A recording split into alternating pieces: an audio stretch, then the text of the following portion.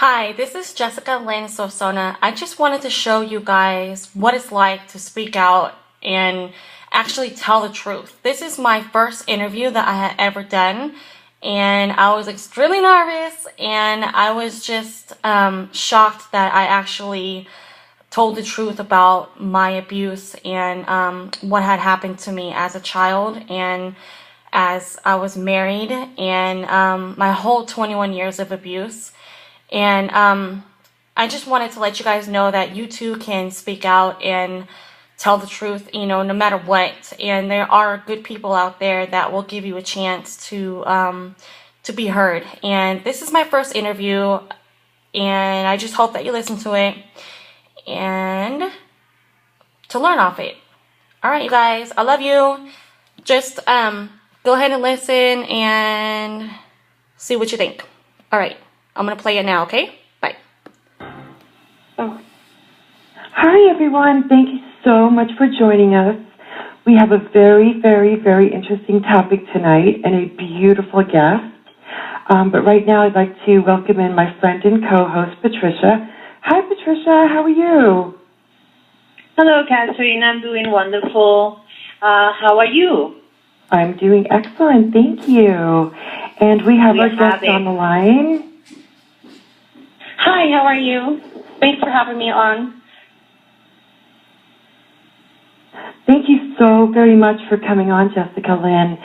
Your story is amazing, and to be able to hear it from you, not only will it help you say it and talk about it, but I think it will help so many of our listeners. I really, really do. So, Patricia, is there anything that you wanted to start with? Well, I just would like to welcome Jessica. And Jessica, thank you very, very much for giving us your time and to show an interest to share your story with all of us. We all can learn a lot from you. And I think that your testimony, you're welcome. I think that your testimony is going to be wonderful for everybody that is listening to us tonight. Thank you. I'm really excited. Thanks. We are very excited too. So, Jessica, you can start whenever you're ready and comfortable. Okay. Whenever you guys are ready, go ahead and my name is Jessica Solsona, of course, and I started speaking out like a year ago, and it was really hard for me because I had kept in so much, and me just tweeting it out and actually talking about it and writing my story out there, and it made me really sick, like where I just went into complete shock, I guess, right immediately after.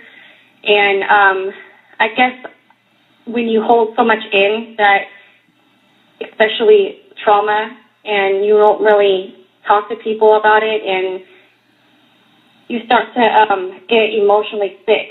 And I guess by me speaking out, it just put me into this state of shock, like, I cannot believe I just did that. I can't believe people are actually responding to me. And I felt, before I spoke out, I felt alone, and I didn't really know where I was going or who I was, and and I was kind of like enclosed into like my house all the time, and I just felt alone a lot, and I felt like everything that happened to me was my fault. But it totally changed. My whole world totally changed. Like when I tweeted out my first tweet, it was last year, and somebody responded to me, and it was like, holy moly, someone actually is like out there. It's just weird. Like, I don't know how to explain it, but people that go through trauma, they just keep themselves closed up, and they don't really speak out and really know what's out there. And I just think that people should actually speak out and, not really care what people say, as long as you're happy and you meet the people that you want to meet and positive people around you. Because if you continue being alone and you keep being with the people that abuse you, then you're not going to live the happy life that you really want. So I think, staying away from people that hurt you and, call you names or harm you physically and make you feel worthless, I think people should just stay away from them and know that there's actual people out there.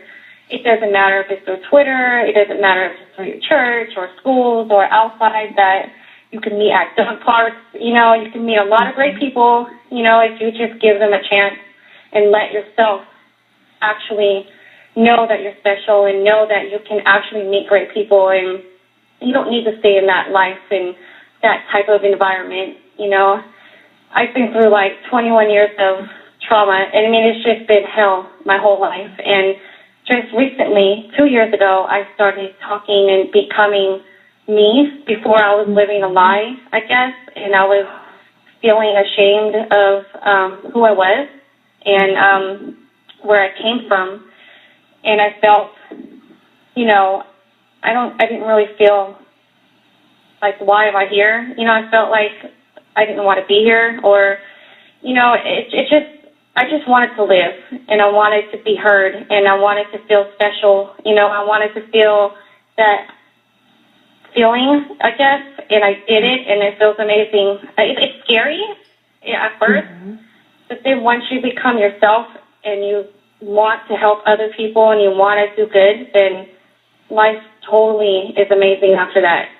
You just feel so much alive, because feeling numb sucks. Feeling like you're worthless sucks. And I just think my message is to give yourself a chance. I know life sucks, but just give yourself a chance to start meeting great people and, pushing the negative out your life and absorbing all the positive so that your life can totally change for the better. And people are worth it. And to show your colors, your aura, let your aura show. Yeah, I talk a lot. I just have so much to say, and I just want people to be happy and to feel like the way I feel, because I just feel like I was born again, I guess, after speaking out. It's like a whole different you. It's not, I feel like I have told the truth about what happened to me. I know that my family was mad at me, and I had a lot of hatred, because of that. But they weren't there for me. They're not there, and they hate me, which is wonderful and all, but I just rather not even worry about what they say or what they think. It's all about my life and my children's life, Exactly. And I don't want to die hiding their secrets because they don't want to be known or they don't want to be seen. I want to be able to live my life. And by me releasing it, I know people, release their trauma in different ways, through alcohol, or they get involved with things that they shouldn't. And they try to cover it up by, getting into addictions and prostitution, maybe, because my mother is actually a high-paid escort, and that was one of her, her jobs since I was little, and that's how they lived. Yeah, and that's how my whole life was. Yeah, it's a big story. I wrote my memoir, and I'm looking for an editor to edit my book, so that I can actually get my message out there, and that way I can start actually helping others. That's one of my tasks. My goals is to get my memoir out so that I can step into my next project, which is helping children. I want to help out schools. I want to help. I think kids need the support, and a lot of parents don't have the finances. And if I ever get into stores, any kind of retail store, I want to be able to donate to help. I think kids should be able to have education on entrepreneurship and, putting their inventions out there. I'm really, really into that. And with my kids, like, they are always starting a business, you know, here and there. And they actually succeed in them. But because they're so young and they have to keep going to school, and that's kind of hard for them. But to know that they actually could succeed, it makes me so happy. You know, kids have, like, a lot of ideas and they imagine a lot, and they think about how they could make the world better and how they could, you know, like, if I was an adult, that I would do this and this. You know, I would love to help schools, you know, with funds to actually help them achieve those dreams. And I want to do so much. Yeah. So I can feel the passion in your voice, absolutely. Yeah. Yeah. So I guess nobody really knows really what it all went down as. I was molested for 7 years by my stepfather, and every single night, and I wanted to get out. I was born deaf, and I had cleft palate, and I guess he had paid for all of my hearing, you know, to hear. They had my tubes were messed up, so they had to go out, and I went here to Oakland Children's Hospital, which is amazing. Love that place. They totally changed my life. I'm able to hear, and I couldn't hear before. And oh my God. I wasn't able to talk until I was 7. And when I was being molested, I felt dark. It felt horrible. It was like I was living in the devil's mansion, basically. I hated it. I felt dirty, you know, and my mother allowed it. She did not care, and she was actually jealous that he was molesting me, and she converted into this, like, hatred towards her daughter, which is me, that she thought that I was stealing her husband. And till today, she still says that. And, yeah, and he had went to jail for molesting me. Somebody had found out, and I guess they ratted him out. And my mother never really told the whole story about what he actually really did.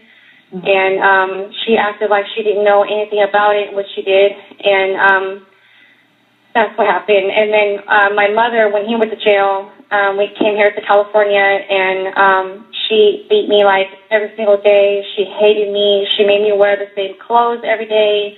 She shaved me bald so that people would hate me.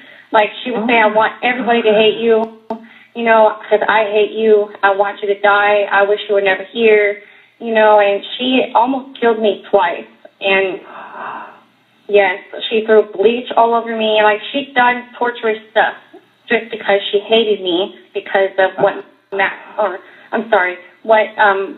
stepdad did to me.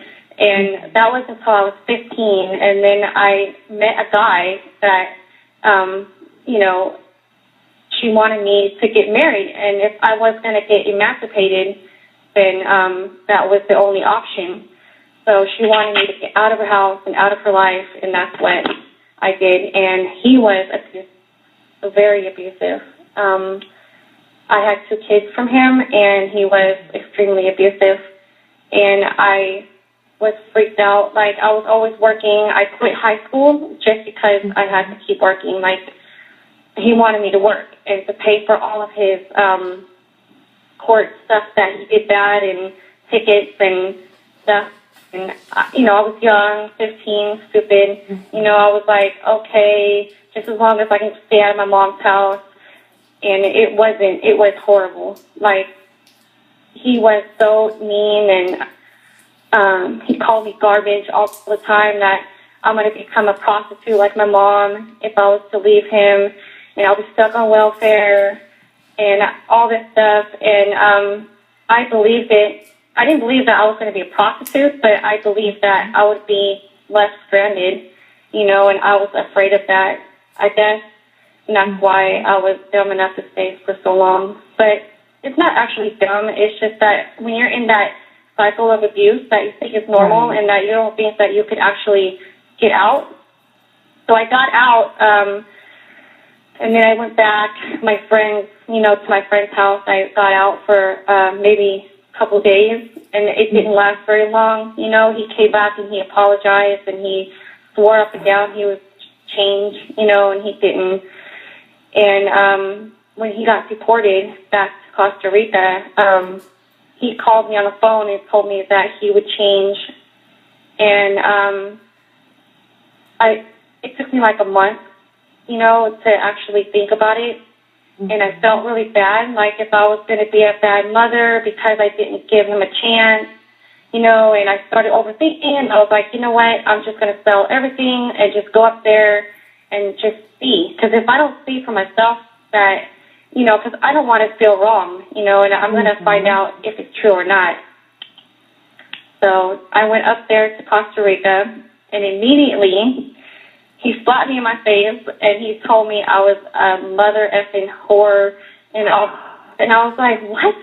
And he's like, where's all the money? And you sold everything, you sold the car, where's the money? And it was like, wow, you told me you were going to change, and then now you're not, and it's just now I'm stuck in this country where I don't even know what to do. I don't even speak Spanish, and he took my passports, our IDs. We couldn't leave. I had a two-way ticket, and I was stuck there for a whole year.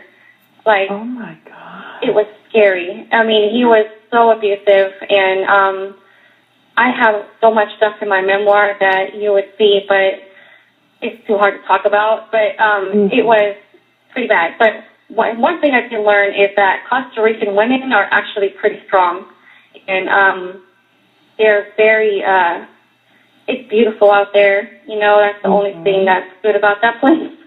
But the abuse was not, and being stranded and not knowing what to do is not, and the laws out there are different than up here. So I guess if your man hits you, then they can't really do anything about it because it's not really their thing. So my daughter almost died, and she was in a hospital for 3 months. And I like jumping to different scenarios so that I don't really talk too much about all this. I'm sorry. It's like really emotional. Whatever you're comfortable with, honey. Whatever you're comfortable with, honey. We have about 10 minutes left, so whatever you're comfortable with. Okay. Well, long story short is that I got back, and my ex-husband, the guy that was abusing me in Costa Rica, had actually I was in another city inside the hospital, and his dad actually found out what he was doing and how abusive he was, and he told me that I should just go home, and he gave me my passport, and he had everything. I don't see how he got all that, but I guess he had gave it to him, and he got the tickets, and I got the tickets to go home, and I was so excited. And after that, I found out I had PTSD. And it was really hard. I have so much more to talk about, but that's my life story. And I got back here to the USA, and I worked my butt off trying to get back on my feet and to learn how to get on my feet. I had to learn how to trust myself, how to trust others. I had to learn how to actually be normal, like to be around other people, because before I couldn't even, I felt like a little kid, and I didn't even understand certain things, like how to be around other people, how to be an adult, because that right there is horrible, where you can't be an adult, and you're so big, and you just feel so powerless when you're around adults, like you're a kid. Like, you don't feel normal. Exactly. Yeah. All those years, and, now I see you, Jessica, helping other people. I mean, I have your story, right in front of me, which I've read several times, and I'm going to tweet that after we're done tonight. But, I saw you just helping a teenager on Twitter the other night. And that just, that's really beautiful, and that really touched me, and I'm sure that you really helped this person, whether you really know it or not. You really did. And by being on our show tonight, people that may be in a situation that you've, been in, by talking about it and reaching out, I can honestly tell you, you're saving some people, you're helping people, by talking about it. I truly believe this, there's so much power in your story and what you have to say and how you got out and, how was your life today?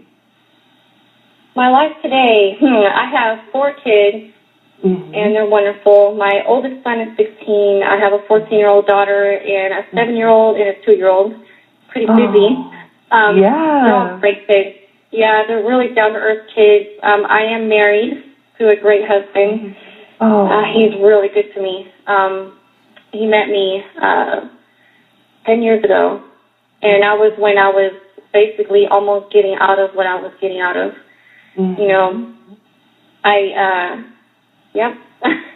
And I got remarried, and it was really difficult for me at first, and now it's fine. Before it was the trust issue. And exactly. I couldn't, I would have to sleep with one eye open, basically, I was freaked out of my mind. What am I doing, is he going to hit me? You still have all those things in the back of your head, you need to protect the kids, you need to, be on your toes, make sure that, basically you're paranoid, I guess, and you're really worried all the time. Yeah, but it took me 6 years of marriage to actually be able to sleep through the night, and to actually think, to know that I'm safe. It took me a long time. Yeah. And now I feel really good. You are a very strong woman, Jessica. You really have shown a strength of character and what you have to do. Look at the problem in the face and work through that. So thank you very, very much for sharing all this. Thank you for having me. I really feel blessed. It's really, really touching me right now. So thank you very much. Me too. And, whatever we can do to help you find an editor, because your story is so touching. And like I said, you have no idea how many people you are helping and that you can help. And I probably know some people that are editors, or I can get to somebody and connect you, up with somebody. But I think that must have felt pretty good to write a book and really get it all out there. I had to see a therapist. Yeah, I had to see a therapist every week. Before it was once a month, but while I was actually writing my book, I had to see a therapist every week because it was a lot coming out. And I was I felt like I was, I've never done drugs before or any alcohol or anything. I love my body. I don't want to damage it like that. But I know that I felt, those tweakers, those guys that are just on drugs and they cannot control themselves. I was just a lot of emotion. And I didn't know how to handle it, and going to therapy and doing, mindfulness.